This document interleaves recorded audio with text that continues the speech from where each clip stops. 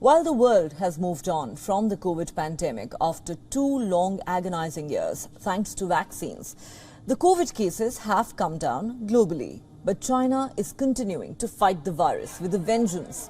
The communist regime has now said it will come down hard on protests against the COVID curbs.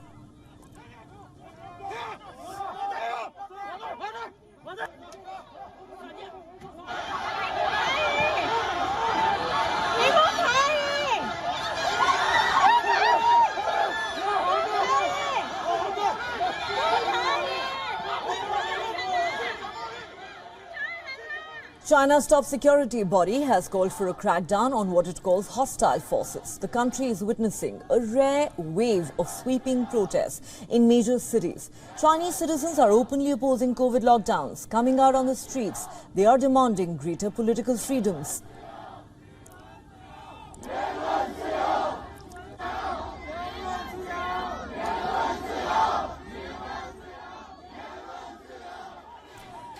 These are the latest images from the city of Jinan, the capital of eastern China's Shandong province. Residents were seen trying to break out of the lockdown and scuffling with the police in hazmat suits.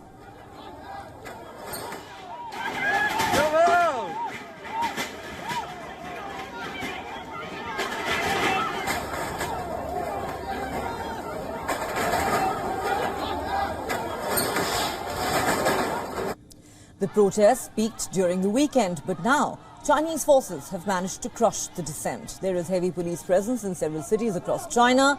In Beijing, authorities are taking preemptive detention measures to thwart any potential demonstrations. The wave of civil disobedience is unprecedented in mainland China.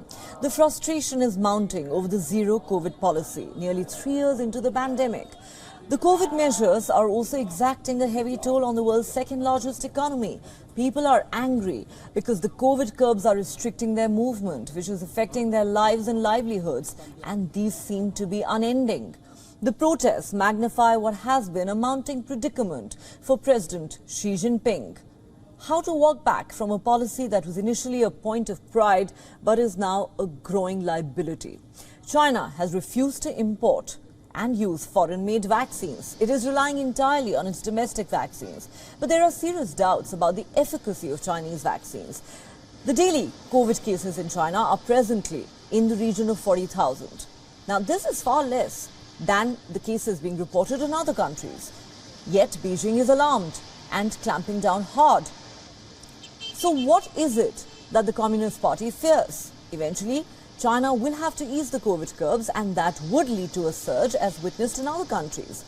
The waves risk burdening the health system. Some experts say China fears a winter surge of COVID cases, and the fear is that China's healthcare system might not be able to handle the waves driven by sub-variants of the coronavirus.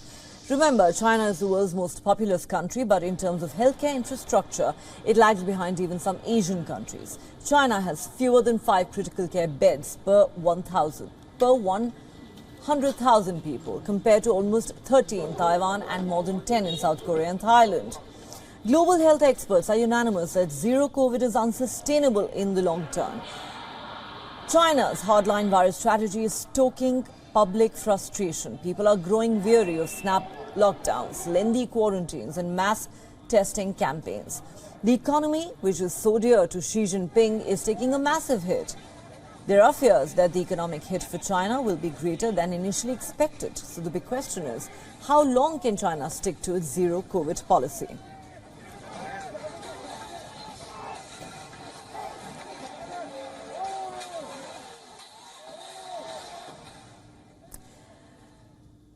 For more on this story, let's now go across to Elizabeth Laris, an author and commentator who's joining us live on the show. Elizabeth Laris, thank you so much for speaking to WION. I want to ask you this. Now, we've seen how much anger and frustration there is amongst the people on the streets. Most experts believe the zero COVID policy is simply unsustainable. Also, the fact remains that the COVID numbers that China has been reporting in many cases are actually far lower than those being reported by several other countries. Therefore, what explains this obsession with the zero COVID policy. Is China hiding the real numbers? There are indications that China is hiding the real numbers, but what is paramount to keep in mind here is the security of the party. We know in China the party comes first. So what is most important is keeping that party in power. Xi Jinping cannot risk opening up China, dropping his zero COVID policy because of the fear that the result would be catastrophic. As you said, China has fewer than 5 critical care beds per 100,000 inhabitants. It has only 1 doctor per 6,000 inhabitants. That is far, far fewer than the World Health Organization standard of 1 doctor per 1,500 people. And so while a lot of the elderly are still not fully vaccinated, and also because China has been closed for a good 3 years, the people there don't have immunity. And so if they try to open up, if Xi Jinping tries to drop his zero COVID policy, there will be massive infection and we will see deaths, and he cannot risk that. All right. So you're saying that essentially the concern is that the healthcare infrastructure may get overwhelmed if the numbers rise very fast. But concerns have also been expressed about the efficacy of China's vaccines.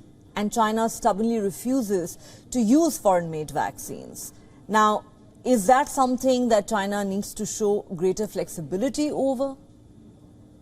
What I understand is that just in the last couple of days, Xi Jinping did order an increased vaccination program, but again, with domestically made vaccines, which are not the mRNA that Pfizer and Moderna are. Apparently, he is letting in some of the foreign, vaccinations, the mRNA for foreigners.